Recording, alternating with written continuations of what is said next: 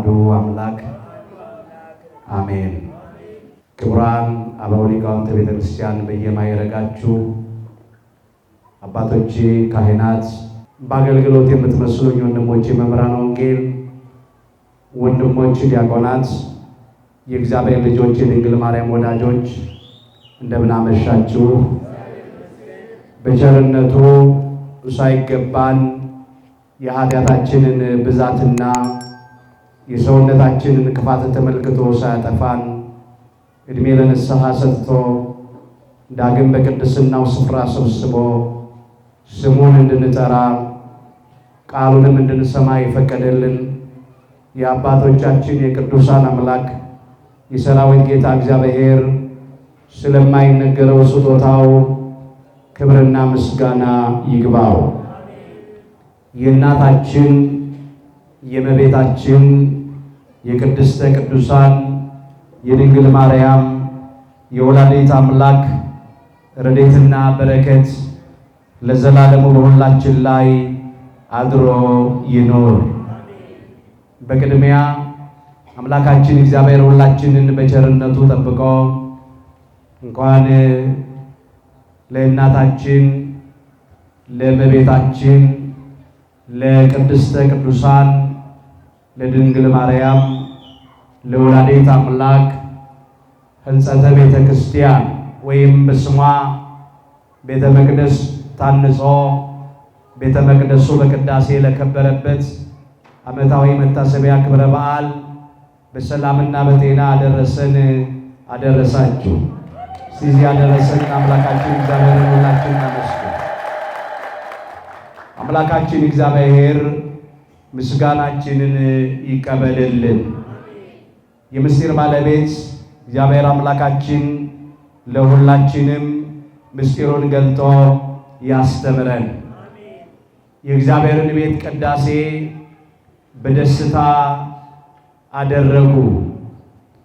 መጽሐፈ ዕዝራ ምዕራፍ 6 ቁጥር 16። ለዛሬ አምላካችን እግዚአብሔር እንደረዳን መጠን በሚኖረን ጊዜ የምንማርበት የትምህርታችን ርዕስ ይህ ይሆናል። ዛሬ በዚህ ርዕስ ለመማር የመረጥንበት ምክንያታችን ሁላችን እንደምናውቀው በቤተ ክርስቲያናችን ታሪክ መሰረት በየዓመቱ ሰኔ 21 ቀን ከምናከብራቸው ዓመታዊ ክብረ በዓላት መካከል አንዱ የሆነውንና አምላካችን ጌታችን መድኃኒታችን ኢየሱስ ክርስቶስ ከሦስት ዓለት ቤተ መቅደስ አንጾ በእመቤታችን ስም ቤተ መቅደሱ በቅዳሴ የከበረበት በዓል ስለሆነ ነው። የእግዚአብሔርን ቤት ቅዳሴ በሉ በደስታ አደረጉ። መጽሐፈ ዕዝራ ምዕራፍ 6 ቁጥር 16 ርዕሳችን ነው። በዚህ ርዕስ ውስጥ በመጀመሪያ በብሉይ ኪዳን የእግዚአብሔር ቤተ መቅደስ እንዲታነጽ ወይም እንዲሰራ ያዘዘ እግዚአብሔር እንደሆነ እንመለከታለን። በተለይም በብሉይ ኪዳን የነበሩትን ቤተ መቅደሶች ለትምህርታችን ይሆንን ዘንድ ባጭሩ ጠቁመን እናነሳና ወደ አዲስ ኪዳኑ ቤተ መቅደስ ወይም ቤተ ክርስቲያን ወደ መጀመሪያው ቤተ ክርስቲያን በሰኔ 20 ቀን አምላካችን ጌታችን መድኃኒታችን ኢየሱስ ክርስቶስ ወደ ሠራ ቤተ መቅደስና ነው በእመቤታችን ስም ሰይሞ ቤተ መቅደሱ በቅዳሴ እንዴት እንደተከበረ ተመልክተን ዛሬኛ ከዚህ ልንማር የሚገባውን ነገር አንስተን ትምህርታችንን ጠቀልለዋለን። አምላካችን እግዚአብሔር በነገር ሁሉ ማስተዋልን ይስጠን። በመጀመሪያ ቤተ መቅደስ እንዲሰራ እንዲታነጽ ያዘዘ አምላካችን እግዚአብሔር ነው። ለጊዜው በእስራኤል ዘሥጋ የተሰጠ ትእዛዝ ነው። በሊቀ ነቢያት በሙሴ በኩል በመካከላቸው አድር ዘንድ መቅደስ ይስሩልኝ አለ አምላካችን እግዚአብሔር። ኦሪት ዘጸአት ምዕራፍ 25 ቁጥር 8 ላይ ተመዝግቧል። አምላካችን እግዚአብሔር ስለፈቀደና ስለወደደ የመጀመሪያው ቤተ መቅደስ ከድንኳን ተዘጋጀ። ቤተ መቅደስ እንዲሰራ ያዘዘ እግዚአብሔር ነው። ያዘዘው በሊቀ ነቢያት በሙሴ በኩል ሕዝበ እግዚአብሔር እስራኤል ዘሥጋ ነው። በመካከላቸው በሉ አድር ዘንድ መቅደስ ይስሩልኝ። እግዚአብሔር የተናገረው ቃል። እግዚአብሔር ሰማይ ዙፋኑ ነው፣ ምድርም የእግሩ መረገጫ ናት። ሰማይን ያለ ባላ ምድርን ያለ ካስማ የዘረጋ አምላክ ነው። ዓለምንም በመዳፉ የያዘ አምላክ ነው። እርሱ ቦታን ይወስናል እንጂ እርሱን ቦታ አይወስነው። እርሱ የሌለበት ቦታ የለም፣ እርሱም የማይኖርበት ቦታ አይኖርም። ደግሞ እግዚአብሔርን የሚችል ቤት በምድር ላይ ሊሰራ አይችልም። ከሰማይ ሰማያት በላይ አለ፣ ከመቀመቃት በታችም አለ። እግዚአብሔር በምላት በስፋት በጥልቀትና በርቀት አለ። እግዚአብሔር ሰማይና ምድርን የመላ ነው። በመካከላቸው አድር ዘንድ መቅደስ ይስሩልኝ ሲል እግዚአብሔር በሕዝቡ መካከል በረድኤት ሊያድር፣ በበረከት በመንፈስ በጸጋ ሊያድር ስለወደደ ነው። የመጀመሪያው ቤተ መቅደስ ከድንኳን ተዘጋጀ። በኦሪት ዘጸአት ምዕራፍ 33 ቁጥር 7 ጀምሮ ይህንን መመልከት ይቻላል። የመጀመሪያው ቤተ መቅደስ የድንኳን ነበር። ሊቀ ነቢያት ሙሴ ድንኳኑን ከሰፈር ውጭ እየወሰደ ይተክለው ነበረ ይላል። የመገናኛው ድንኳን ብሎ ጠራው ይላል። ከእግዚአብሔር ጋር የሚገናኙበት ድንኳን ነበር። የቃል ኪዳኑ ታቦት በድንኳን ውስጥ ነው ያለው። ንዋያተ ቅድሳቱ በድንኳን ውስጥ ነው ያሉት። እግዚአብሔር በድንኳኑ ላይ በደመና አምድ ይወርዳል። ከሊቀ ነቢያት ከሙሴ ጋር ቃል ለቃል ይነጋገራል። እግዚአብሔርን የፈለገ ሁሉ በሉ ከሰፈር ውጭ ወዳለው ወደ መገናኛው ድንኳን ይወጣ ነበረ። ማንን የፈለገ? እግዚአብሔርን የፈለገ ሁሉ ከሰፈር ውጭ ወዳለው ወደ መገናኛው ድንኳን ይወጣ ነበረ ይላል። በመጀመሪያ እግዚአብሔርን ስላደረገላቸው ነገር ሊያመሰግኑት ወደ መገናኛው ድንኳን ወደ ደብተራ ኦሪት ወደ መጀመሪያ ቤተ መቅደስ ይወጡ ነበረ።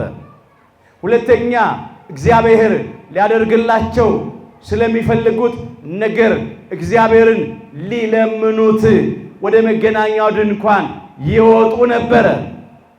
ምክንያቱ ይሄ ነው። በመጀመሪያ ስለተቀበሉት ነገር እግዚአብሔርን ያመሰግናሉ። ለአምልኮቱ ሊንበረከኩ፣ ለክብሩ ሊዘምሩ ወደ ድንኳኑ ይወጣሉ። በቃል ኪዳኑ ታቦት ፊት እግዚአብሔርን ያመልኩታል። ሁለተኛ እግዚአብሔር ሊያደርግላቸው ስለሚፈልጉት ነገር ሊለምኑት ይወጣሉ። እግዚአብሔር ምስጋናቸውን ይቀበላል፣ መስዋዕታቸውን ይቀበላል። ደግሞ ጸሎታቸውን ተቀብሎ የልቡናቸውን መሻት ይፈጽምላቸዋል። ይህ የመገናኛው ድንኳን ከእግዚአብሔር ጋር የሚገናኙበት ነው። ሰዎችና እግዚአብሔር የሚገናኙበት ነው ቤተ መቅደሱ። እኛም እዚህ የመጣ ነው ከእግዚአብሔር ጋር ልንገናኝ ነው። ስላደረገልን ነገር ልናመሰግነው። አድርገልኛልና ለዘላለም አመሰግናለሁ እንዳለ ክቡር ዳዊት በመዝሙር 51 ቁጥር 9 ላይ ስለማይነገረው ስጦታው እግዚአብሔር ይመስገን እንዳለ ቅዱስ ጳውሎስ በሁለተኛ ቆሮንቶስ መልእክቱ ምዕራፍ 9 ቁጥር 15 ላይ። ለዚህ ነው እዚህ ምን ወጣው። ሁለተኛ ደግሞ እግዚአብሔር ሊያደርግልን ስለምንፈልገው ነገር ልንለምነው ነው። ለምኑ ይሰጣችሁማል፣ መዝጊያን አንኳኩ ይከፈትላችሁማል፣ እሹ ታገኙማላችሁ ስላለ አምላካችን ጌታችን መድኃኒታችን ኢየሱስ ክርስቶስ በማቴዎስ ወንጌል ምዕራፍ 7 ቁጥር 7 ላይ ስለዚህ እግዚአብሔር የልቡናችንን መሻት እንዲፈጽምልን በዚህ ጸሎት ልመና ልናቀርብም እንወጣለን። ለምስጋና ብቻ አይደለም። እንዲሁ እስራኤልም ይህን ያደርጉ ነበር። የመጀመሪያው ቤተ መቅደስ እስከ ንጉሡ እስከ ጠቢቡ እስከ ሶሎሞን ዘመን ድረስ ቆየ ይላል። በሶሎሞን ዘመን በእግዚአብሔር ፈቃድ 20 ዓመት ፈይቶ ቋሚው ሕንፃ ቤተ መቅደስ ተሰራ። ሶሎሞን የሰራውን ቤተ መቅደስ አምላካችን እግዚአብሔር አከበረው፣ ባረከው፣ ቀደሰው። እንዲህም ብሎ ስለ ቤተ መቅደሱ እግዚአብሔር ቃል ገባ። በዚህ በሁለተኛ ዜና መዋዕል ምዕራፍ 6 ላይ ሙሉ ታሪኩን መመልከት ትችላላችሁ።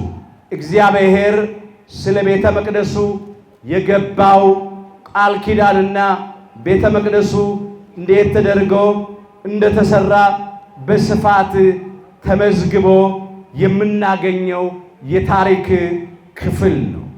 በተለይም አምላካችን እግዚአብሔር የሶሎሞንን ጸሎት፣ ልመና፣ ምልጃ ተቀብሎ ስለ ቤተ መቅደሱ እንዲህ ሲል ቃል ኪዳን ገባ።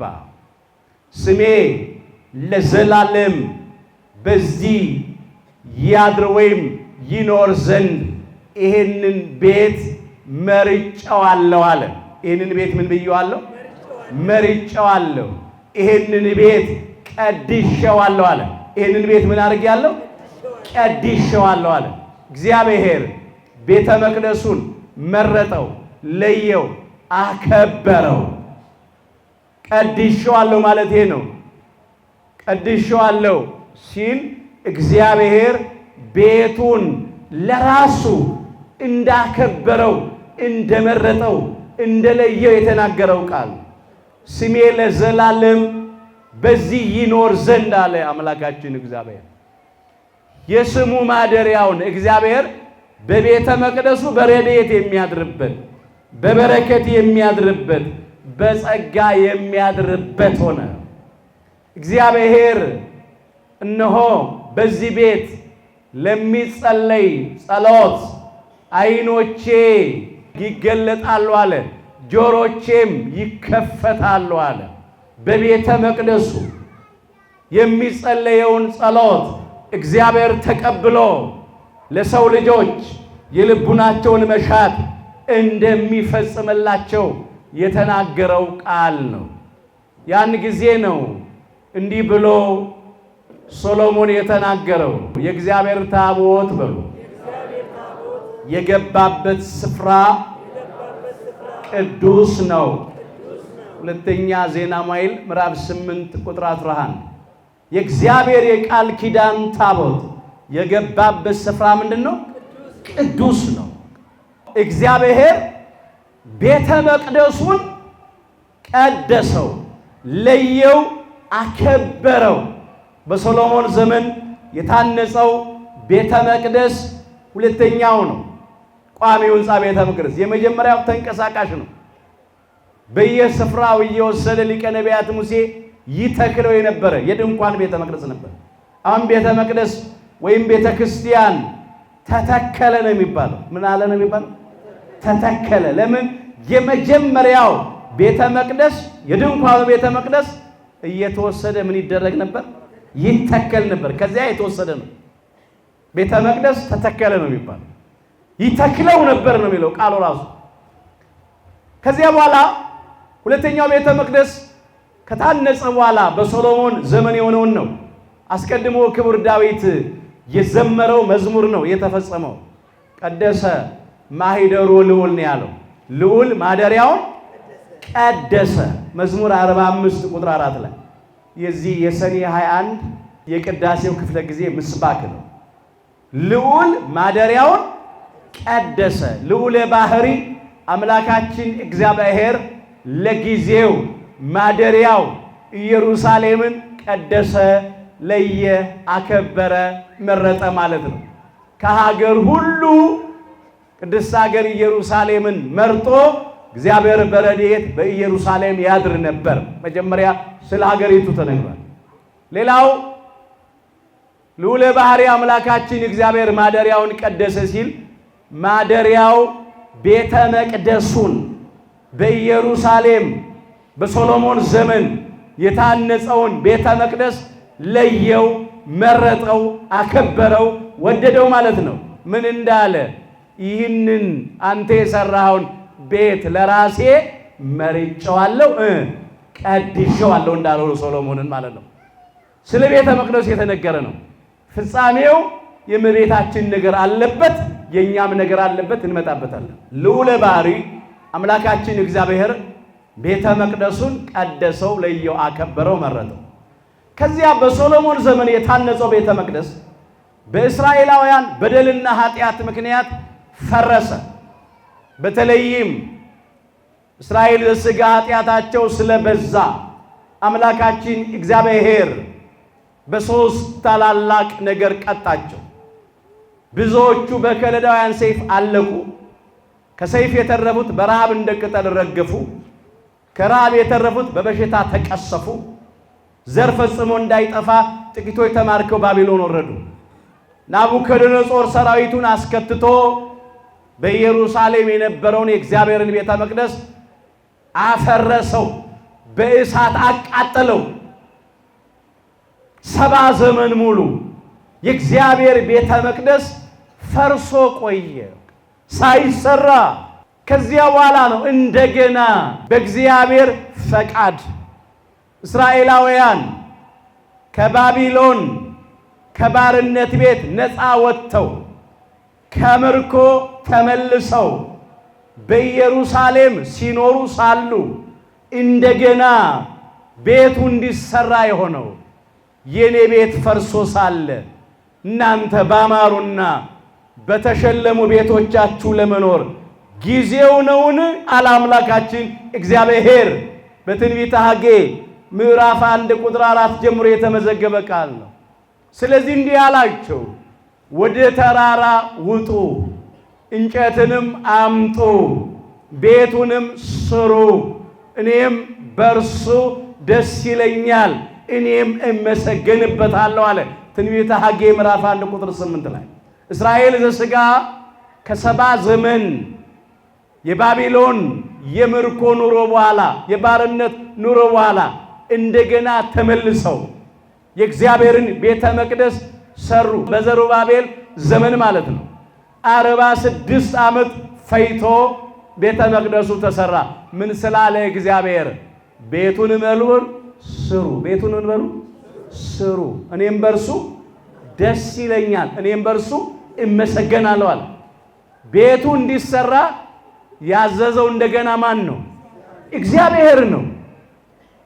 በሶሎሞን ዘመን የታነጸው ቤተ መቅደስ ከፈረሰ በኋላ እንኳን እንደገና ቤተ መቅደሱ እንዲሰራ እንዲታነጽ ያዘዘው አምላካችን እግዚአብሔር ነው። እንዲያውም የኔ ቤት ፈርሶ ሳለ እናንተ ባማሩ በተሸለሙ ቤቶቻችሁ ለመኖር ጊዜው ነውን ያላቸው። ለምን? የገቡትን ቃል ስላፈረሱ። ከባርነት ቤት ነፃ እንውጣ እንጂ ከምርኮ እንመለስ እንጂ ዘር እንዝራ አንልም፣ የኛን ቤት እንስራ አንልም፣ የፈረሰውን ቤተ መቅደስን እንሰራለን ብለው ቃል ገብተው ነበረ። ግን ከነፃነት በኋላ ከምርኮ ከተመለሱ በኋላ ቃላቸውን አጠፉ። እርሻ ማረስ፣ ዘር መዝራት፣ የራሳቸውን ቤት መስራት ቀጠሉ። ያኔ ነው እንዲህ ያላቸው፣ በውኑ አለ የኔ ቤት ፈርሶ ሳለ እናንተ ባማሩ በተሸለሙ ቤቶቻችሁ ለመኖር ጊዜው ነውን አላቸው። ገሰጻቸው እግዚአብሔር። ስለዚህም ቤተ መቅደሱን በዘሩባቤል ዘመን 46 ዓመት ፈይቶ ተሰራ። ከዚያ በኋላ እግዚአብሔር ስለ ቤተ መቅደሱ እንዲህ ብሎ ተናገረ። መንፈሴ በሉ በመካከላችሁ ይኖራልና አትፍሩ። እዚህ ትንቢተ ሐጌ ምዕራፍ 2 ቁጥር 5 ላይ የተመዘገበ ይለቃል። ምንድን ነበር አስቀድመን ያልነው? በመካከላቸው አድር ዘንድ መቅደስ ይስሩልኝ ያለ። አሁን መንፈሴ አለ በየት ይኖራል አለ? በመካከላችሁ። እግዚአብሔር በሕዝቡ መካከል የሚያድረው በምኑ ነው? በመንፈሱ ነዋ። መንፈሴ በመካከላችሁ ይኖራልና አትፍሩ። መንፈሰ ረድኤት ተለይቷቸው ኖሯል 70 ዓመት በመከራ በአሕዛብ እየተረገጡ ሲጨነቁ ሲያዝኑ ሲያለቅሱ ኖረዋል። አሁን እግዚአብሔር ከመዓት ወደ ምሕረት ዘንበል አለ፣ ከቁጣ ወደ ትዕግስት ዘንበል አለ። ተመለሰላቸው። መንፈሴ በመካከላቸው ይኖራልና አትፍሩ አለ። ለጊዜው ለእስራኤል ዘሥጋ ፍጻሜው ስለ መንፈስ ቅዱስ ጸጋ እግዚአብሔር በሕዝቡ መካከል በመንፈሱ ያድር ዘንድ ነበረውና ጸጋውን ያድር ዘንድ ነበረውና ሰሞኑን ነገረ መንፈስ ቅዱስን ስንማር ነው የሰነበትነው። ስለዚህ የተነገረም ነው ፍጻሜዋንን ያጠይቃል። መንፈሴ በመካከላችሁ ይኖራልና አትፍሩ አለ። እነሆ ይህንን ቤት አለ በክብር እሞላዋለሁ አለ። ይህንን ቤት በምን እሞላዋለሁ? በክብር እሞላዋለሁ። የእግዚአብሔር ቤተ መቅደስ በእግዚአብሔር ክብር የተሞላ ቤት። የእግዚአብሔርን ክብር ሽተን ነው ወደዚህ የምንገሰግሰው። ለምን? ቤቱ የእግዚአብሔር ክብር ያለበት ቤት ነው። ክብር ባለበት በእግዚአብሔር ቤት እንከብራለን። ይህንን ቤት በክብር እሞላዋለሁ አለ። ምድራዊ ሳይሆን ሰማያዊ ክብር፣ ጊዜያዊ ሳይሆን ዘላለማዊ ክብር፣ የእግዚአብሔርን ክብር የተሞላ ቤት ስለሆነ ቤተ መቅደሱ ከፊተኛው ይልቅ አለ የዚህ የሁለተኛው ቤት ክብር ይበልጣል አለ። እዚያ ትንቢተ ሐጌ ምዕራፍ 2 ቁጥር 9 ላይ ተመዝግቧል። ከፊተኛው ይልቅ በሉ የዚህ የሁለተኛው ቤት ክብር ይበልጣል። ለጊዜው ከሶሎሞን ቤተ መቅደስ ክብር የዘሩባቤል ቤተ መቅደስ ክብር ይበልጣል ማለት ነው። በሶሎሞን ዘመን የታነጸው ቤተ መቅደስ 20 ዓመት ነው የፈጀው። በዘሩባቤል ዘመን የተሰራ ቤተ መቅደስ 46 ዓመት ነው የፈጀው። ራሱ ስራ የፈጀበት ጊዜ ይበልጣል፣ እጥፍ ነው ከሶሎሞን ቤተ መቅደስ። በቁሙ ስለሱ ተነግሯል። ሌላው በሶሎሞን ዘመን የታነጸው ቤተ መቅደስ የወጣበት መዋዕለ ነዋይና በዘሩባቤል ዘመን የታነጸ ቤተ መቅደስ የወጣበት መዋዕለ ነዋይ ሲነጻጸር በዘሩባቤል ዘመን የታነጸው ቤተ መቅደስ በጣም ብዙ ገንዘብ ንብረት ወጥቶበታል። በመዋዕለ ነዋዩ ይበልጣል ማለት ነው። በፈሰሰበት መዋዕለ ነዋይ እሱን ያጠይቃል። ሌላው ግን ምስጢሩ በሐዲስ ኪዳን ስላለው ቤተ መቅደስ የተነገረ ነው። ከፊተኛው ይልቅ ሲል ከብሉይ ኪዳኑ ቤተ መቅደስ ክብር ይልቅ ማለት ነው። የዚህ የሁለተኛው ቤት ክብር ይበልጣል ማለት የሐዲስ ኪዳኑ ቤተ መቅደስ ክብር ወይም የቤተ ክርስቲያን ክብር ይበልጣል ማለት ነው። ክብር ምስጋና ለአምላካችን ለእግዚአብሔር ይሁን።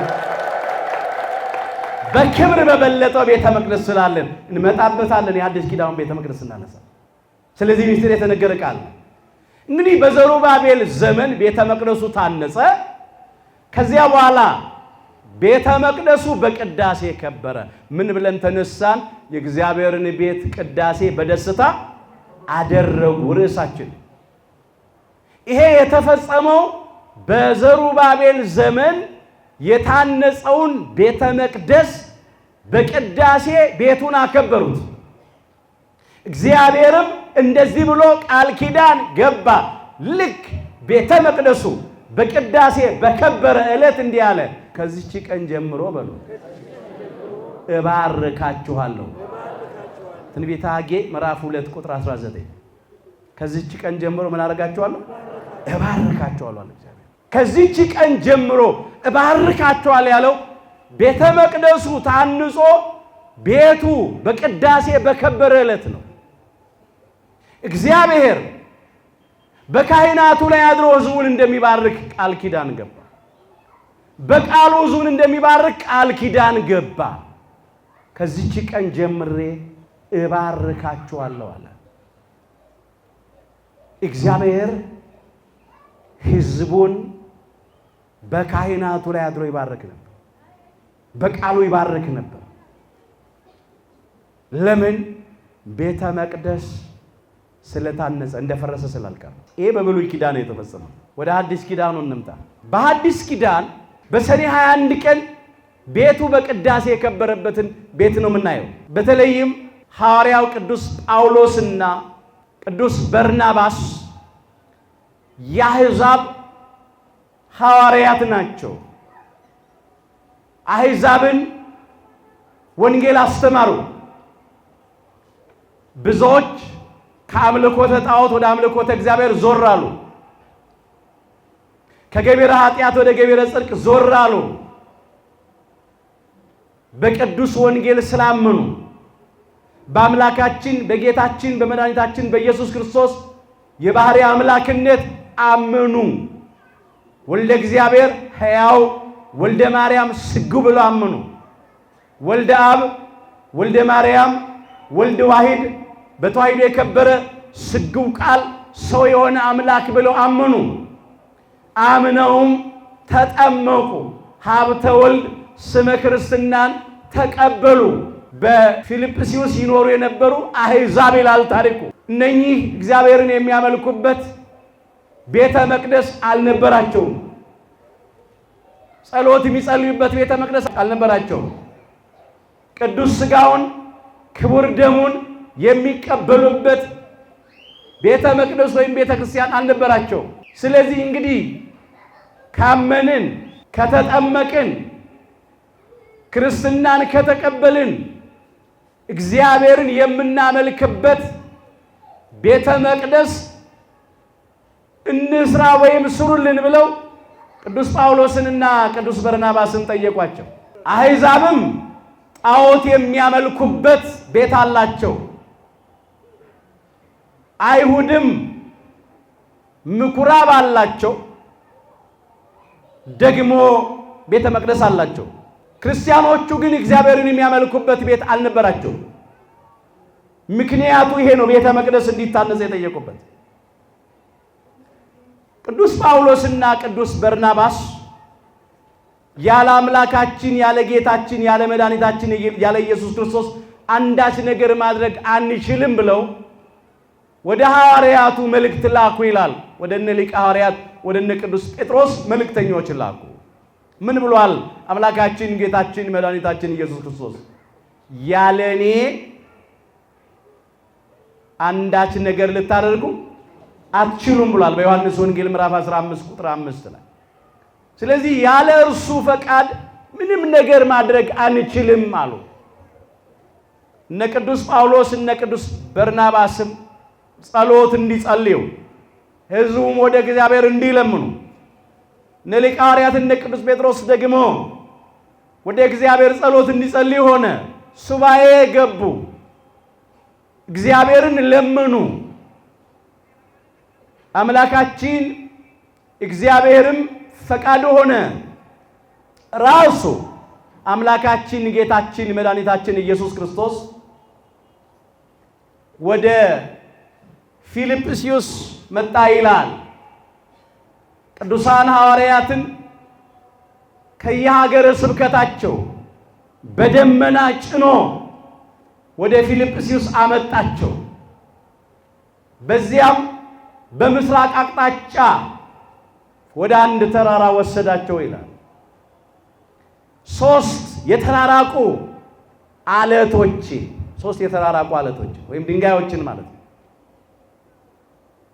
እነሆ እንዲቀራረቡ እያደረገ በሰኔ 20 ቀን አለቶቹ ወይም ድንጋዮቹ እንደ ሰም እየቀለጡ እየለመለሙ እርስ በርሳቸው ያለምንም ውሃ ያለምንም ሲሚንቶ ያለምንም እንጨት ያለምንም አሸዋና ጠጠር እነሱ ሶስቱ አለቶች መሰረት ሆነው ግድግዳ ሆነው ጣራ ሆነው ከሶስት አለት አንድ ቤተ መቅደስ በሰኔ 20 ቀን ተሰራ። ክብር ምስጋና ለአምላካችን ለጌታችን ለመድኃኒታችን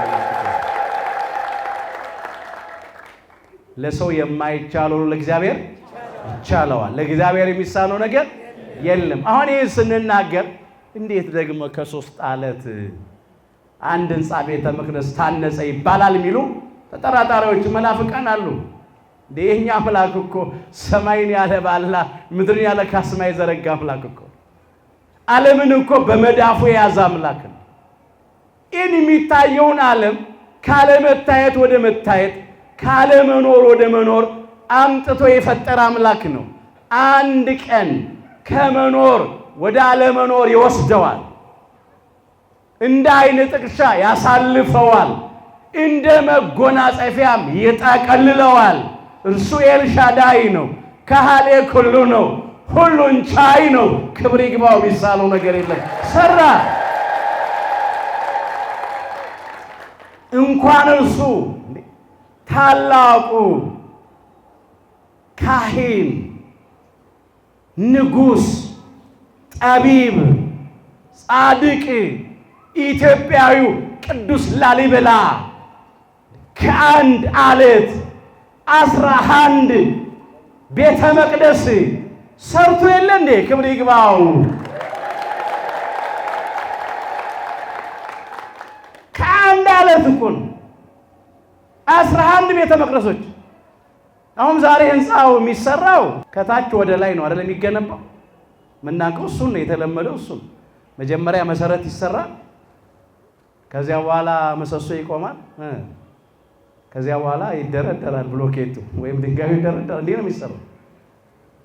ካህኑ፣ ንጉሱ፣ ጠቢቡ፣ ጻድቁ ቅዱስ ላሊበላ ግን ከላይ ወደ ታች እኮ ነው ያነጸው። ከአንድ አለት እኮ ነው የተፈለፈለው። ስንት 11 ቤተ መቅደስ። እግዚአብሔር ፈቀደ፣ እግዚአብሔር ወደደ።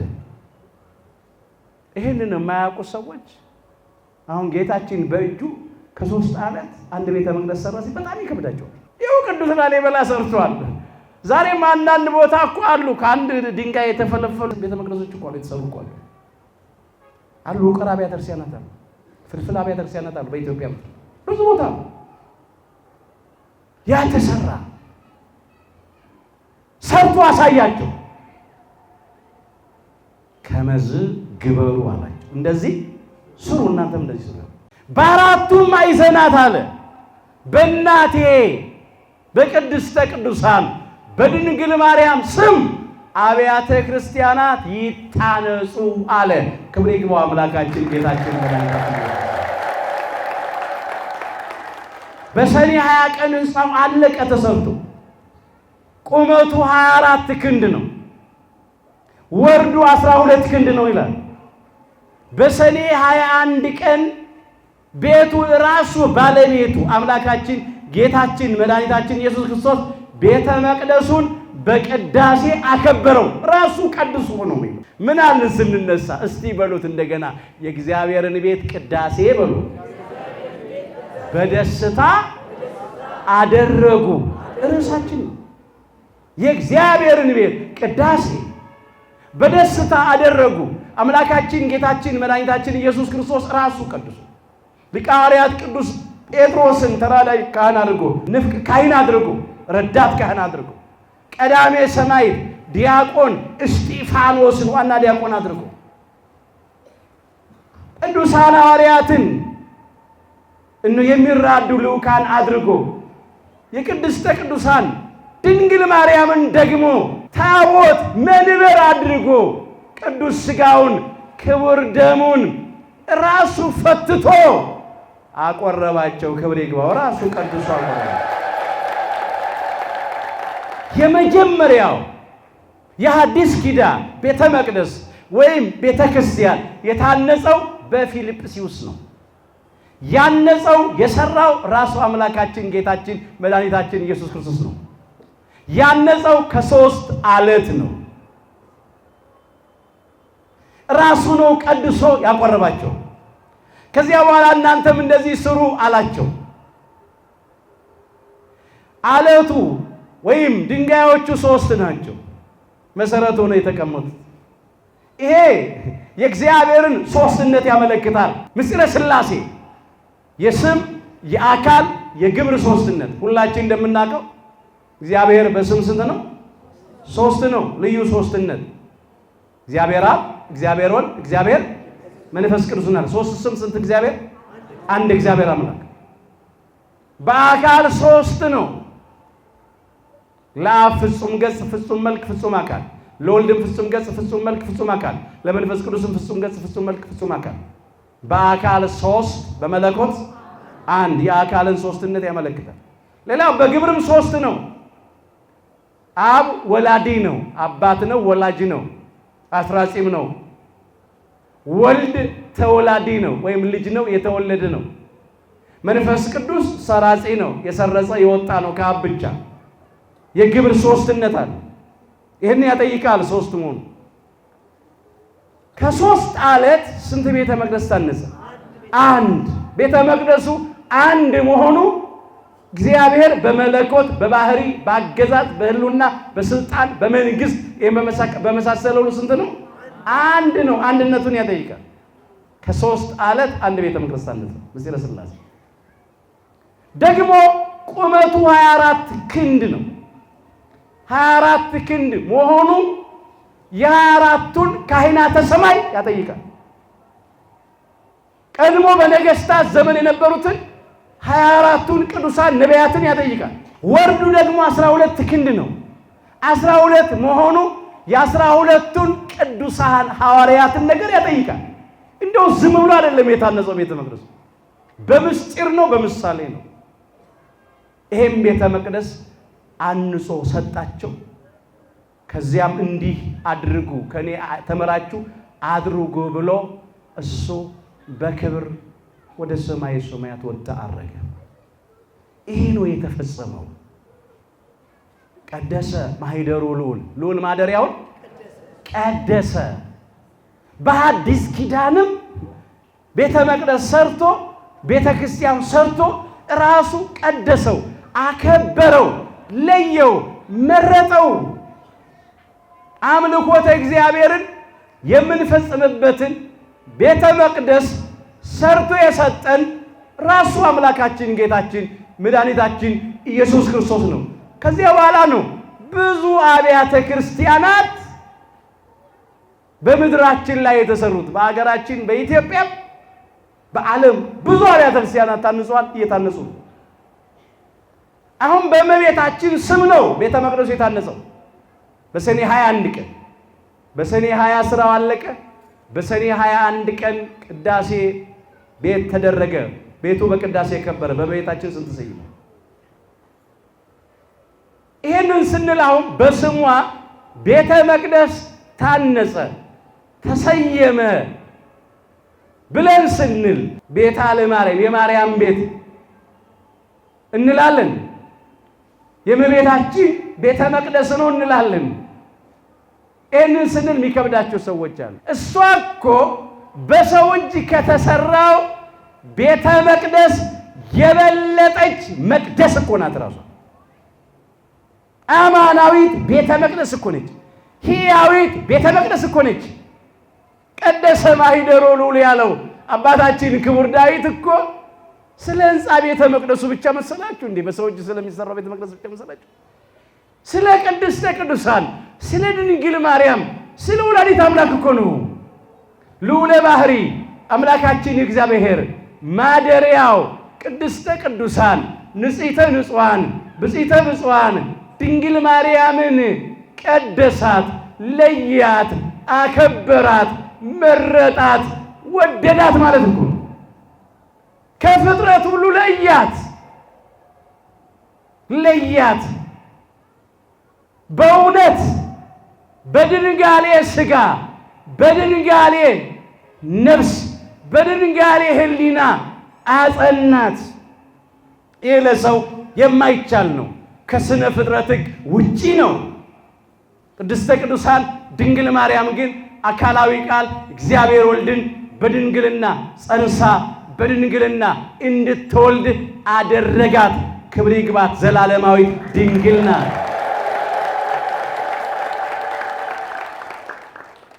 አስተውሉ ወገኖቼ። ልዑል ማደሪያውን ቀደሰ ሲል ማሂደረ መለኮት ቅድስተ ቅዱሳን ድንግል ማርያምን ለያት ነው፣ አከበራት ነው፣ መረጣት ነው። ጥንተ አብሶ የውርስ ኃጢአት መርገመ ሥጋ መርገመ ነፍስ እንዳይነካት፣ እንዳያገኛት፣ እንዳይተላለፍባት፣ እንዳይደርስባት ጠበቃት ነው እኮ። ወዳጄ ሆይ ሁለንተናሽ ውብ ነው ነውርም የለብሽም እንዳላት ሶሎሞን በመኃልየ ዘሰሎሞን ምዕራፍ 4 ቁጥር 7 ላይ ከመዝሙር በሚበልጠው መዝሙሩ፣ ከምስጋና በሚበልጠው ምስጋናው፣ ከማህሌት በሚበልጠው ማህሌቱ አመሰገናት። ፍጻሜው ስለ እርሷ የተነገረ ስለሆነ ነው ይህን ማነሳው። ወዳጄ ቅድስተ ቅዱሳን ድንግል ማርያም ወላዲተ አምላክ ሆይ አላት፣ ሁለንተናሽ ውብ ነው አላት። በውጪ በውስጥ፣ በሥጋ በነፍስ፣ በሥራ በቃል በሐሳብ ሁለንተናሽ ውብ ነው፣ ነውርም የለብሽም አላት። ነውር ኃጢአት የለባትም፣ እንከን አይወጣላትም፣ ነቀፋ አይገኝባትም። ንጽሕት ናት፣ ቅድስት ናት፣ ብፅዕት ናት። ይህንን ነው የመሰከረው አስቀድሞ ሶሎሞን። ሊቀ መላእክት ቅዱስ ገብርኤልም ባበሰራት ጊዜ ይህንኑ የገለጠው ጸጋ የሞላብሽ ሆይ ደስ ይበልሽ ነው ያላት። የሉቃስ ወንጌል ምዕራፍ 1 ቁጥር 28 ላይ እኛ የሰው ልጆች በሙሉ የእግዚአብሔር ጸጋ በጎደለን ጊዜ፣ ጽድቃችን እንደ መርገም ጨርቅ በሆነ ጊዜ፣ ሁላችንም እንደ ርኩስ ሰው በነበርን ጊዜ፣ በደላችን እንደ ነፋስ በወሰደን ጊዜ፣ ጽድቅ ልምላሜ በጎ ፍሬ ጠፍቶብን በበደል በኃጢአት ደርቀን እንደ ቅጠል በረገፍን ጊዜ ቅድስተ ቅዱሳን ድንግል ማርያም ግን ጸጋን ሁሉ የተሞላች ነበረች። ክብር ይግባት። ጸጋ የሞላብሽ ሆይ ደስ ይበልሽ። ጸጋ ለሞላሽ መጣው አይደለም ያላት፣ ጸጋ የሞላብሽ ሆይ። እሷ ምልዕተ ጸጋ ምልዕተ ክብር ናትና ይህን ነው ቅዱስ ገብርኤል የሚመሰከረው። አንዳንድ ሰዎች ይከብዳቸዋል። ይሄም እንዴት የአዳምና የሔዋን ኃጢአት እንዴት አይተላለፍባት የሚሉ ሰዎች አሉ። ለሰው የማይቻሉ ነው ለእግዚአብሔር ይቻለው። ለእግዚአብሔር የሚሳነው ነገር የለም። አንዲት ድንግል በድንግልና ጸንሳ በድንግልና መውለድ ይቻላታል? በሰው ሰውኛ ይቻላል? አይቻልም። ከስነ ፍጥረት ውጪ ነው። ግን ለሰው የማይቻል ለማን ተቻለ? ለእግዚአብሔር ተቻለ። ድንግል በድንግልና ጸንሳ ድንግል በድንግልና መውለዷ ላይ ጥያቄ ካላቀረቡ እንዴት ቅድስተ ቅዱሳን ድንግል ማርያም መርገመ ሥጋ መርገመ ነፍስ የለባትም፣ በረከተ ሥጋ በረከተ ነፍስን እያማለደች ታሰጣለች ሲባል መቀበል ያቅታቸዋል? በድንግልና ጸንሳ በድንግልና እንድትወልድ ያደረገ አምላካችን እግዚአብሔር የአዳምና የሔዋን የውርስ ኃጢአት እንዳይደርስባት አድርጓል። ጠብቋታል፣ በቃ ከልሏታል። በአምላክ ልቡና ታስባ ትኖር የነበረች ናት። እሷ ሁለተኛ ሰማይ የተባለች ናት። በቅዱሳን ነቢያት አንደበት በብዙ ምሳሌ የተመሰለች ትንቢት የተነገረላት ሱባዔ የተቆጠረላት ናት። ጸጋን ሁሉ የተሞላች ናት። አንቺ ከሴቶች ተለይተሽ የተባረክሽ ነሽ፣ የማኅፀንሽም ፍሬ የተባረከ ነው እኮ ነው ያለ ቅዱስ ገብርኤል። ከሴቶች ተለይተሽ የተባረክሽ ነሽ ሲል መርገመ ሥጋ መርገመ ነፍስ የሌለብሽ በረከተ ሥጋ በረከተ ነፍስን እያማለሽ የምታሰጪ ነሽ ማለቱ እኮ ነው። የማኅፀንሽም ፍሬ ቡሩክ ነው፣ መርገመ ሥጋ መርገመ ነፍስ የሌለበት በረከተ ሥጋ በረከተ ነፍስን የሚያድል ነው ብሎ ነው ያመሰገናት። በሉቃስ ወንጌል ምዕራፍ 1 ቁጥር 41 ላይ የተመዘገበ አይልካል። አዎ ቅድስት ኤልሳቤጥም ያነሳችው በተለይም ቅዱስ ገብርኤል ከሴቶች ተለይተሽ የተባረክሽ ነሽ ብሎ አንስቷል። የማኅፀንሽም ፍሬ ቡሩክ ነው ብሏል። ቅድስት ኤልሳቤጥም ይሄንን ብላለች። ሁለቱም በአንድ ቃል ከእግዚአብሔር የተላከው ቅዱስ ገብርኤል ይሄን አለ። ደግሞ መንፈስ ቅዱስ ያደረባት ቅድስት ኤልሳቤጥ ይሄን አለች። ከሰማያውያን መላእክት ከቅዱስ ገብርኤል ተምረን ከምድራውያን የሰው ልጆች መካከል ደግሞ መንፈስ ቅዱስ ካደረባት ከቅድስት ኤልሳቤጥ ተምረን አንቺ ከሴቶች ተለይተሽ የተባረክሽ ነሽ፣ የማኅፀንሽን ፍሬ የተባረከ ነው እያልን እናመሰግናለን። ይሄን የተማርነው ቅድስተ ቅዱሳን ድንግል ማርያም ወላዲተ አምላክ ጸጋን ሁሉ የተሞላች ናት። ለዚህ ነው ቀደሰ ማኅደሮ ልዑል ብሎ ክቡር ዳዊት የዘመረው። ልዑለ ባሕሪ አምላካችን እግዚአብሔር ቅድስተ ቅዱሳን ድንግል ማርያምን ለያት፣ አከበራት፣ መረጣት፣ ወደዳት፣ ለእናትነት ለያት። እግዚአብሔር ውስተ ማእከላ ይትታወካል። አምላካችን እግዚአብሔር ለጊዜው በኢየሩሳሌም በቤተ መቅደሱ በረድኤት ያድራልና አትናወጽም አትታወክም አለ።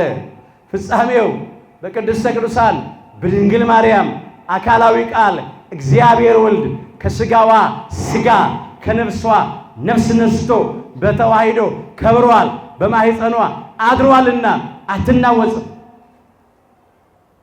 ዘላለማዊ ድንግልናዋ አይጠፋም። ማኅተመ ድንግልናዋ እንደተጠበቀ ለዘላለም በድንግልና ትኖራለች። የአዳምና የሔዋን የውርስ ኃጢአት አላገኛትም፣ አልደረሰባትም። ለምን? እግዚአብሔር ውስተ ማእከላ ይትታወክ። እግዚአብሔር በማእከሏ በውስጧ አድሯል፣ በተዋሂዶ ከብሯል። ስለዚህ አትናወጽም። ወይረዳ እግዚአብሔር ፍጽማ ይላል። እግዚአብሔር ፈጽሞ ይረዳታል፣ ፈጽሞ ይጠብቃታል። በእውነት የእግዚአብሔር ጥበቃ ነው፣ የእግዚአብሔር ሥራ ነው፣ ከሰው አእምሮ በላይ ነው። ስለ እርሷ ክቡር ዳዊት አስቀድሞ የዘመረው በስሟ ቤተ መቅደስ መታነጽ ብቻ አይደለም። ቤተ መቅደስ የማን ማደሪያ ነው? የእግዚአብሔር ማደሪያ። እግዚአብሔር በረድኤት በቤተ መቅደስ ያድራል፣ በመንፈሱ በመቅደሱ ያድራል፣ በጸጋው በመቅደሱ ያድራል። አካላዊ ቃል እግዚአብሔር ወልድ እኮ ከሥጋዋ ሥጋ ከነፍሷ ነፍስ ነስቶ እኮ በማኅፀኗ አድሯል፣ በተዋሂዶ እኮ ከብሯል። አማናዊት እኮ መቅደስ ነች። እንዲያውም በሰው እጅ ከተሰራው ከሕንፃው ቤተ መቅደስ ክብር በላይ የቅድስተ ቅዱሳን የድንግል ማርያም ክብር ይበልጣል። ክብር ይግባል፣ ይበልጣል። መናፍቃኑ ይከብዳቸዋል። በስሟ እንዴት ቤተ መቅደስ ይታነጻል ይላሉ። እሷ ራሷ እኮ አማናዊት ቤተ መቅደስ ናት በሏቸው። የእሱ ማደሪያ አይደለች? ለመሆኑ ከቅድስተ ቅዱሳን ከድንግል ማርያም ሌላ አምላክ ያደረባታለች እንዴ? ሰዓተ መለኮት 9 ወር ከ5 ቀን በማኅፀኗ የተሸከመች እኮ እሷ ናት። ወልዳ የሰጠች እሷ ናት። አዝላ የተሰደደች እሷ ናት እኮ። ሌላ ማን አለ? በጎኗ የታቀፈች፣ በጀርባዋ ያዘለች፣ ጡቶቿን ያጠባች እሷ እኮ ናት። ማን አለ ታዲያ? መቅደስ መሰየም ነው እንዴ? እሱማ ቀላል ነገር ነው። ራሷ ቤተ መቅደስ ነች፣ አማናዊት ቤተ መቅደስ ነች፣ ያው አምላክ ያደረባት። ስለዚህ ለይቷታል፣ አዘጋጅቷታል።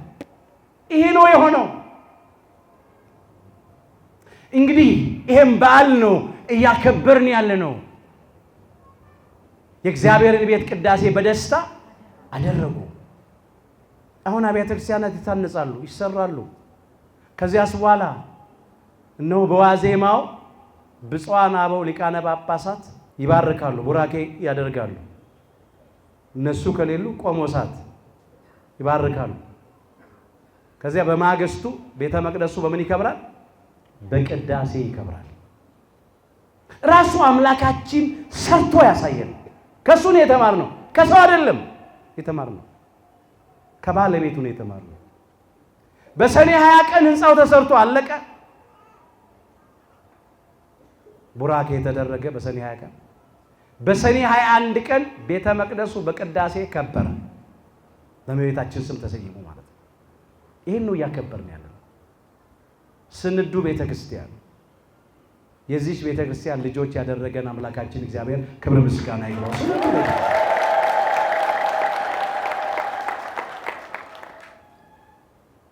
እንግዲህ በቆሙ ስለ ህንፃ ቤተ መቅደሱ መታነጽ መባረክ፣ ቤቱ በቅዳሴ መክበር ነው። ምንድን ነበር ያልነው? ከፊተኛው ይልቅ የዚህ የሁለተኛው ቤት ክብር ምን ይላል? ይበልጣል አይደል ያልነው? ትንቢተ ሐጌ ምዕራፍ 2 ቁጥር 9 ላይ ለጊዜው በዘሩባቤል ዘመን ስለታነጸው ቤተ መቅደስ ነው ምንድነው? አዎ ከሶሎሞን ቤተ መቅደስ በዘሩባቤል ዘመን የታነጸው ቤተ መቅደስ ይበልጣል።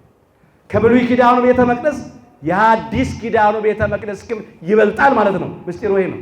ይሄንን እናንሳው። ሶሎሞን ከሰራው ቤተ መቅደስ፣ ዘሩባቤል ከሰራው ቤተ መቅደስ ራሱ ክርስቶስ የሰራው ቤተ መቅደስ ይበልጣል። ይበልጣል። ክርስቶስ ነው የሰራው። ከሶስት አለት አንድ ቤተ መቅደስ ይሰራል። እሱ በሰው እጅ ከተሰራው በእግዚአብሔር እጅ የተሰራው ይበልጣል። ምንም ጥያቄ የለውም። እሱ ብቻ ግን አይደለም። ከብሉይ ኪዳኑ ቤተ መቅደስ ክብር የሐዲስ ኪዳኑ ቤተ መቅደስ ክብር ይበልጣል። በብሉይ ኪዳኑ ቤተ መቅደስ የምትነገረው ኦሪት ነበረች። ኃጢአትን ቆጥራ ሞትን የምታመጣ። በሐዲስ ኪዳን ቤተ መቅደስ ወይም በቤተ ክርስቲያን የምትሰበከው ወንጌል ናት። ደገኛይቱ ሕግ፣ ነፃ የወጣንባት ሕግ፣ ጸጋ እግዚአብሔር የለበስንባት ሕግ፣ ልጅነት ያገኘንባት ሕግ፣ እንደ እግዚአብሔር ቸርነት መንግሥተ ሰማያትን የምንወርስባት ሕግ ሕገ ወንጌል ትሰበካለች በሐዲስ ኪዳን ቤተ መቅደስ። ኦሪት አይደለም የምትሰበከው። ኦሪት ነፃ አላወጣችንም። ኦሪት የተነጠቅነውን ልጅነት አላሰጠችም። ኦሪት የተገፈፍነውን ጸጋ መልሳ አላለበሰችንም። ስለዚህ የሐዲስ ኪዳን ቤተ መቅደስ ክብር ከብሉይ ኪዳን ቤተ መቅደስ ክብር ይበልጣል አለ። በዚህ የምትሰበከው ወንጌል ናት። ሌላው በብሉይ ኪዳን ቤተ መቅደስ የሚሰዋው መስዋዕት የእንስሳት መስዋዕት ነው። ስማጤስ ነው፣ ደም ማፍሰስ ነው፣ የሞት አገልግሎት ነው። እኛን ከመርገመ ሥጋ ከመርገመ ነፍስ ያላዳነ ነው። ከሞተ ሥጋ ከሞተ ነፍስ ያላዳነ ነው። ከርደተ መቃብር ከርደተ ሲኦል ያላዳነን ነው።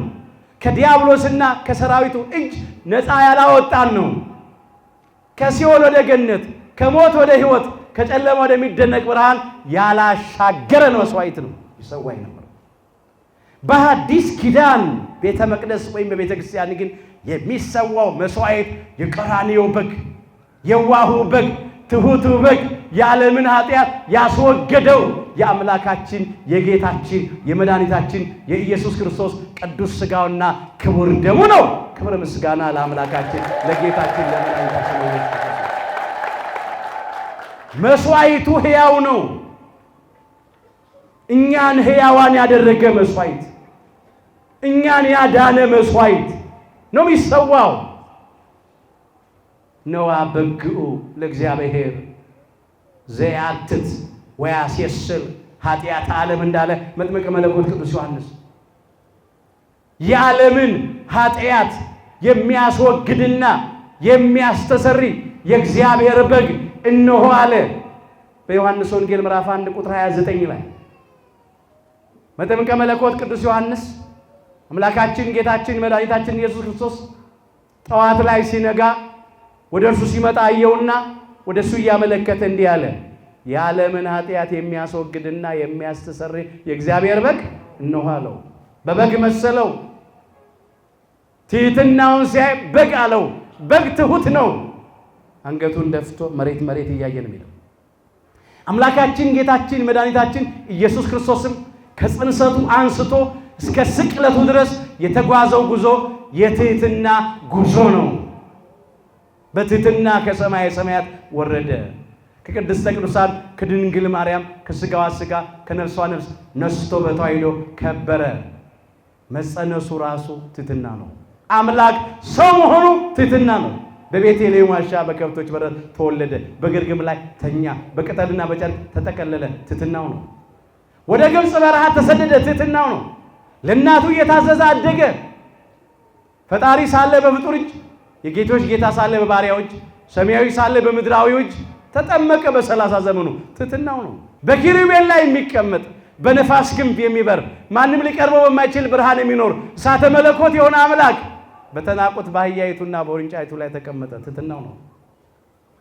በጸሎተ ሐሙስ ምሽት አደግድጎ ተንበርክኮ ባበሻ ጨርቅ ይዞ የደቀ መዛሙርትን እግር አጠበ። ትሕትናው ነው። ይሄ ትሕትናውን ሲያይ በግ አለው። ለመስቀል ሞት የታዘዘ ሆኖ በሥጋ ሞቶ በጎልጎታ መቃብር ተቀበረ። ይህንን ሁሉ ሲያይ ትሕትናውን ሲያይ በግ አለው። ሌላው የዋህነቱን ሲያይ በግ አለው። በግ የዋህ ነው። ከየዋህነቱ የተነሳ በሸላቾቹ ፊት ምንም ሳይናገር ይቆማል። ቀንድ እያለው መዋጋት ሲችል አምላካችን ጌታችን መድኃኒታችን ኢየሱስ ክርስቶስም በየዋህነቱ በሸላቾቹ ፊት ዝም ብሎ ቆመ። መሸለት ማለት ልብሱን አውልቀው ተከፋፈሉ። እጀ ጠባቡ ቀሚሱ አንድ ወጥ ነበረችና አውልቀው ወጣ ተጣጣሉ። እርቃኑን አዋሉት። ይህን ሲያይ እንደ በግ ተሸለተ ይለዋል። እንደ በግ ነው የተሸለተው። ትንቢተ ኢሳይያስ ምዕራፍ 53 ቁጥር 7 ላይ ለመታረድ እንደሚነዳ ጠቦት ይላል። በሸላቾቹም ፊት ዝም እንደሚል በግ እንዲሁ አፉን አልከፈተም ይላል። ተሸለተ እኮ እርቃኑ ነው አለ። በግ የዋህ ነው። ከየዋህነቱ የተነሳ ቀንድ እያለው ሳይዋጋ አራጆቹን ተከትሎ ይሄዳል። ቢላ እየሳሉበት ሊያርዱት ማለት ነው። አምላካችን ጌታችን መድኃኒታችን ኢየሱስ ክርስቶስ በየዋህነቱ ሰቅለው የሚገድሉትን የሚሰቀልበትን ዕፀ መስቀል የእንጨት መስቀል ተሸክሞ ወደ ቀራንዮ ኮረብታ እየወደቀ እየተነሳ ተከትሏቸው ወጣ። በግ በየዋህነቱ አራጆቹን ተከትሎ እንደሚሄድ አምላካችን ጌታችን መድኃኒታችን ኢየሱስ ክርስቶስም በየዋህነቱ ሰቅለው የሚገድሉትን መስቀል ተሸክሞ ተከትሎ ሄደ። ምን አለ ታላቁ የቤተክርስቲያን ሊቅ ቅዱስ ዮሐንስ አፈወርቅ በቅዳሴው? በቁጣ ጎተቱት አለ፣ በፍቅር ተከተላቸዋል። እነሱ ያንኑን መከራ ስቃይ እያሳዩት ይጎትቱታል፣ እሱ ግን በፍቅር ይከተላል። በስጋ ሊሞትላቸው ሊሞትልን ዓለሙን ለማዳን ማለት ነው። የዋህነቱን ሲያይ ነው በግ ያለው።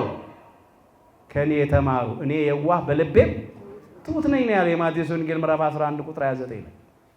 የዋህነቱን ሲያይ ትሕትናውን ሲያይ በበግ መሰለው።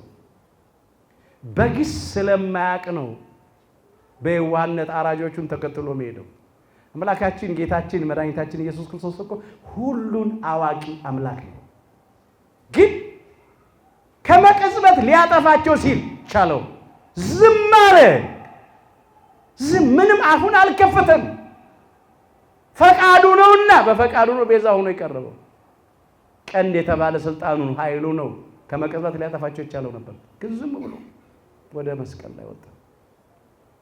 ሌላው በብሉይ ኪዳን ለኃጢአት ስርየት መስዋዕት ሆነው ይቀርቡ ከነበሩት እንስሳት መካከል አንዱ በግ ነው፣ የበግ ጠቦት ነው። ስለዚህ በበግ መሰለው። የሐዲስ ኪዳኑ መስዋዕት ክርስቶስ ስለሆነ ኢየሱስ ደግሞ በሉ በገዛ ደሙ ሕዝቡን እንዲቀድስ ከበር ውጪ መከራን ተቀበለ። ዕብራውያን ምዕራፍ 13 ቁጥር 12። አምላካችን ጌታችን መድኃኒታችን ኢየሱስ ክርስቶስ ሕዝቡን እንዲቀድስ እንዲቀድስ በገዛ ምኑ ደሙ ቅዱስ ሥጋውን ቆርሶ ሊቀድሰን ክቡር ደሙን አፍስሶ ሊያከብረን ከበር ውጪ በቀራንዮ ኮረብታ በዕፀ መስቀል ላይ ተሰቀለ፣ መከራን ተቀበለ። የአዲስ ኪዳኑ መስዋዕት እሱ ስለሆነ የዓለምን ኃጢአት የሚያስወግድና የሚያስተሰርይ የእግዚአብሔር በግ እነሆ ብሎ መሰከረለት። ስለዚህ ከብሉይ ኪዳኑ ቤተ መቅደስ ክብር ይልቅ የአዲስ ኪዳኑ ቤተ መቅደስ ክብር ይበልጣል ያለው ይህንን ነው። አሁን በአዲስ ኪዳን ቤተ መቅደስ በቅድስት ቤተ ክርስቲያን የሚሰዋው መስዋዕት ነፍስ የተለየው መለኮት የተዋሃደው የአምላክ ቅዱስ ሥጋና ክቡር ደም ነው። ከእግዚአብሔር ጋር አንድ የሆንበት የኃጢአታችንን ስርየት ያገኘንበት ወደሙ ለኢየሱስ ክርስቶስ ያነጻሐነ እምኩሉ ኃጣውኢነ ነው ያለው። የኢየሱስ ክርስቶስ ደም ከኃጢአታችን ሁሉ ያነጻናል አለ አንደኛ ዮሐንስ ምዕራፍ 1 ቁጥር 7 ላይ። በአምላካችን በጌታችን በመድኃኒታችን በኢየሱስ ክርስቶስ የከበረ ደም ፈሳሽነት የኃጢአታችንን ስርየት አግኝተናል። በዲያብሎስና በሰራዊቱ ላይ ድል የምንቀዳጀው ቅዱስ ሥጋውን ስንበላ ክቡር ደሙን ስንጠጣ ነው። መንግሥተ ሰማያትን የምንወርሰው የአምላክን ቅዱስ ሥጋና ክቡር ደም ስንቀበል ነው። ስለዚህ ከፊተኛው ቤተ መቅደስ ክብር ይልቅ የአሁኑ ሁለተኛው ቤተ መቅደስ ክብር ወይም የሐዲስ ኪዳኑ ቤተ መቅደስ ክብር ይበልጣል ነው ያለው። በክብር በበለጠው ቤተ መቅደስ ስላለን ለዚህ ክብር ያበቃን አምላካችን እግዚአብሔር ክብር ምስጋና ይግባው። በደንብ አድርጋችሁ አመስግኑ እግዚአብሔርን። በዚህ ነው ያለው። እግዚአብሔር ስለወደደ እግዚአብሔር ስለፈቀደ ይሄንን አድሎናል። ቀደሰ ማኅደሮ ልዑል ሲል የቀደሰው ቅድስተ ቅዱሳን ድንግል ማርያም ወላዲተ አምላክን ብቻ አይደለም፣ እኛንም ደግሞ ማደሪያው እንድንሆን ቀድሶናል። ምንድነው ያለው? አስተውላችሁ ከሆነ ወገኖች ኢየሱስ ደግሞ በገዛ ደሙ ሕዝቡን እንዲቀድስ ሕዝቡንም እንዲቀድስ እኛንም እኮ ቀደሰን። ቅዱስ ሥጋውን ቆርሶ ቀደሰን። ክቡር ደሙን አፍስሶ አከበረን። የመጀመሪያውን ሰው ሁላችን አባት ከምድር አፈር ነው ያበጀው አምላካችን።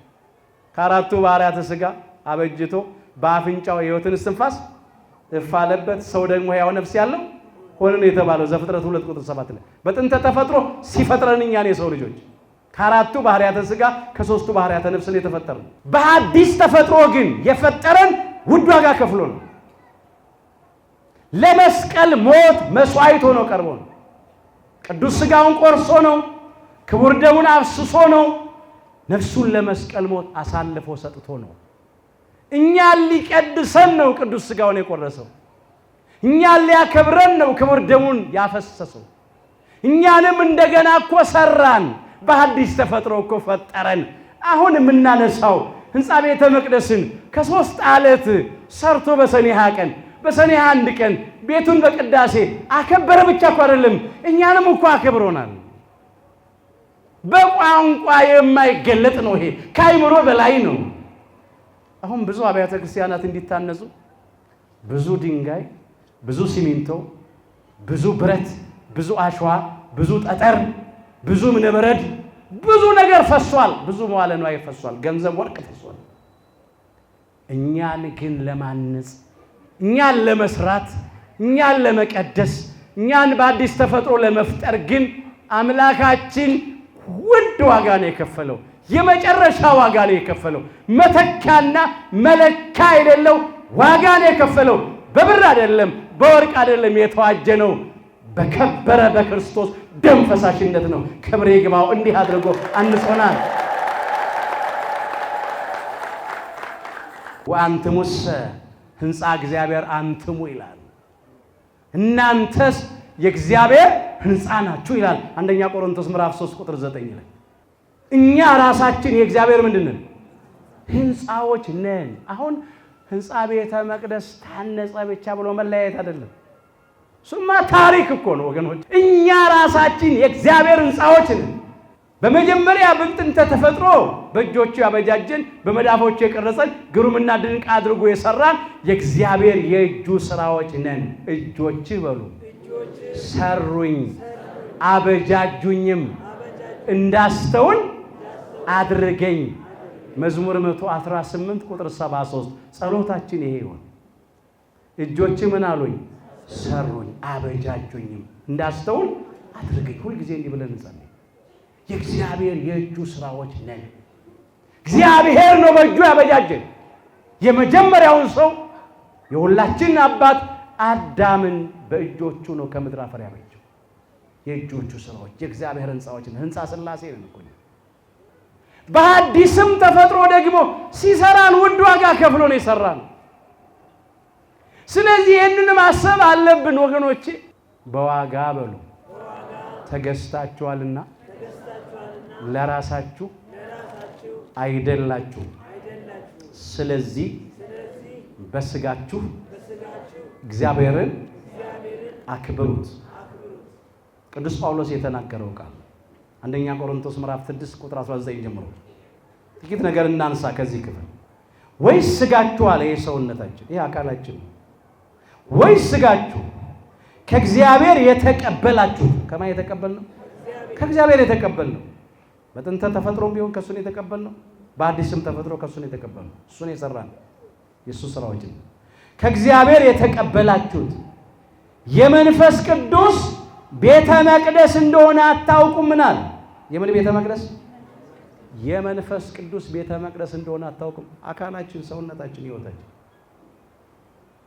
መንፈስ ቅዱስ በጸጋ የሚያድርብን ነን የቃሉ ማደሪያዎች ነን የሥጋውና የደሙ ማደሪያዎች ነን እግዚአብሔር ከአሕዛብ መካከል በመስቀሉ የለየን ለሱ ክብር የመንፈስ ቅዱስ ቤተ መቅደስ እንደሆነ አታውቁምን አለ በዋጋ ተገዝታችኋልና አለ በብር አይደለም በወርቅ አይደለም በቅዱስ ሥጋው በክቡር ደሙ ነው የዋጀን ነፍሱን ለመስቀል ሞት አሳልፎ ሰጥቶ ነው የዋጀን የገዛን በዋጋ ተገዝታችኋልና ለራሳችሁ አይደላችሁ ስለዚህ በሰውነታችሁ እግዚአብሔርን አክብሩት ነው ይሄ ቤተ መቅደስ ለማክበር ነው የታነጸው ለማን ነው የተሰራው በዚህ ቤተ መቅደስ ውስጥ ማን ነው የሚመለከው የሚቀርበው መስዋዕቱን ለማክበር የሚቀርብ ነው ለእግዚአብሔር የሚቀርብ ነው ኪዳኑ ይደርሳል ቅዳሴው ይቀደሳል ሰዓታቱ ይቆማል ማሌቱ ይደርስበታል ምስጋና ይቀርብበታል ቃለ እግዚአብሔር ይነገርበታል ስብሐተ እግዚአብሔር ይፈስበታል ሌላ ርኩሰት በዚህ ቤተ መቅደስ አይሰራም በፍጹም አይታሰብም በእኛስ ሰውነት በእኛስ አካል ምን እየተፈጸመ ነው ያለው እስቲ ራሳችንን ጠይቀው በእኛ ሰውነት በእኛ አካል ዛሬ ምንድነው እየተሰራ ያለው ለእግዚአብሔር ክብር እየኖርን ነው በዋጋ ተገዝታችኋልና ለራሳችሁ አይደላችሁም ስለዚህ በስጋችሁ እግዚአብሔርን አክብሩት በእውነት እግዚአብሔርን እያመለክነው እንድንኖር አምላካችን እግዚአብሔር ሁላችን ይርዳል በሕይወታችን ደባል ነገር ያዝን ጣዖት እያመለከን የምንመላለስ በዝሙት የምንረክስ እዚህም ከዚያ የምንደርስ በሴሰኝነት የምንመላለስ አሁን እንመለስ ፍርድ በማጓደል ድሃ በመበደል ጉቦ በመቀበል ሰነድ በመሰረዝ በመደለዝ በሚዛን በማጭበረር የምንመላለስ አሁን በንስሐ እንመለስ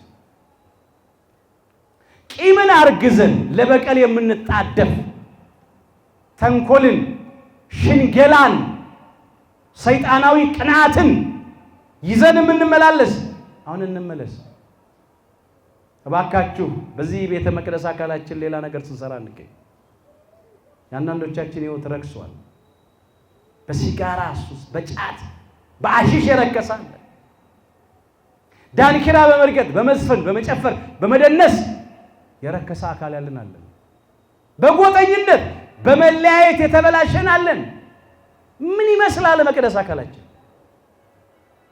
አሁን ማን ደፋር ነው ቤተ መቅደስ ውስጥ ጫት ይዞ የሚመክር አለ እንዴ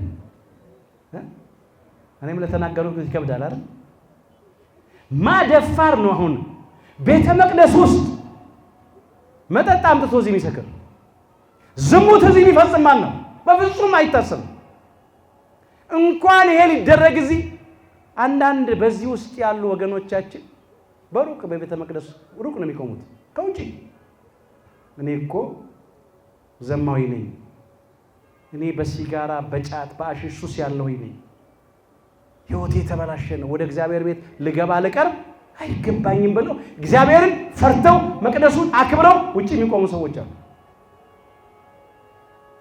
ግን ይሄ አካላችንስ ምን ይመስላል ሕይወታችን ምን ይመስላል ዛሬ ኮኖ ታቦተ መንፈሳዊ ይላል መንፈሳዊ ማደሪያ ሁኑ ይላል አንደኛ ጴጥሮስ ምዕራፍ 2 ቁጥር 5 ላይ መንፈሳዊ ማደሪያ ሁኑ አማርኛ ጥሬ ቃሉን ስታዩት መንፈሳዊ ቤት ለመሆን ተሰሩ ነው የሚለው ምን ለመሆን ተሰሩ መንፈሳዊ ቤት ለመሆን ተሰሩ ነው የሚለው እግዚአብሔር አምላካችን በእውነት መንፈሳዊ ቤት አድርጎ ይስራል አንዳንዶቻችን የዝሙት ቤት ነው ልባችን የቅናት ቤት ነው የሐሜት የተንኮል የቂም የበቀል ቤት ነው የጥላቻ ቤት ነው የኃጢአት ቤት የርኩሰት ቤት ሆኗል እግዚአብሔር የፍቅር ቤት የትህትና የትዕግስት የይቅርባይነት፣ የየዋህነት፣ የንጽህና፣ የቅድስና ቤት አድርጎ ይስራን። ስጋዊ ቤት፣ ዓለማዊ ቤት፣ የጨለማ ስራ ቤት፣ የኃጢአት ስራ ቤት፣ የክፋት ስራ ቤት ሆነን የተሰራነውን ሁሉ በእውነት መንፈሳዊ ቤት አድርጎ ይስራን። ዛሬ የሚፈልገው የእግዚአብሔርን ቤት ቅዳሴ በደስታ አደረጉ። ቤተ መቅደሱ የሚታነጸው እኛ እንድንታነጽበት ነው። ቤተ መቅደሱ የሚሰራው እኛ እንድንሰራበት ነው። በሃይማኖት እንድንታነጽ፣ በምግባር እንድንቀረጽ ቤተ መቅደስ ይታነጻል። አብያተ ክርስቲያናት ይታነጻሉ። አሁን የቤተ ክርስቲያን ችግር የለም፣ የቤተ መቅደስ ችግር የለም። በጣም ብዙ ቤተ ክርስቲያን አለ። ግን ስንቶቻችን በታነጹልን አብያተ ክርስቲያናት እየታነጽን ነው? በተሰሩልን ቤተ መቅደሶች እኛ እየተሰራን ነው። በቁም የፈረስናለን። እግዚአብሔር እንደገና ይስራን። በግል ሕይወታችን የፈረስናለን፣ በቤተሰብ የፈረስናለን፣ በማህበራዊ የተፈረስናለን፣ እንደ ሀገርም የፈረስናለን። አንዳንዶቻችን ሳናውቅ በስህተት በሰራነው ኃጢአት ፈርሰናል። አንዳንዶቻችን አውቀን በድፍረት እየሰራን ባለነው ኃጢአት ፈርሰናል። ብቻ ሳናውቅ በስህተት በሰራነው ኃጢአት የፈረስንም፣ አውቀን በድፍረት በምንበድለው በደል በምንሰራው ኃጢአት የፈረስነውን እግዚአብሔር እንደገና በንስሐ ይስራን። መንፈሳዊ ቤት ለመሆን ተሰሩ ነው ያለው። በእውነት ተሰርተን ለክብሩ እንድንቆም ይርዳን። የእግዚአብሔርን ቤት ቅዳሴ በደስታ አደረጉ። መጽሐፈ ዕዝራ ምዕራፍ 6 ቁጥር 16 አምላካችን እግዚአብሔር የእናታችን የእመቤታችን የቅድስተ ቅዱሳን የድንግል ማርያምን የወላዲተ አምላክን ፍቅሯን በልቡናችን የምስጋናዋን ጣዕም በአንደበታችን ያሳድርብን። በሰማይ ደጅ በሆነችው በቅድስት ቤተ ክርስቲያን እንዲህ እንደተሰበሰብን አምላካችን እግዚአብሔር በሰማይ መንግሥቱ በቸርነቱ ሁላችን ይሰብስበን፣ የሁላችንን መጨረሻችንን ያሳምርልን።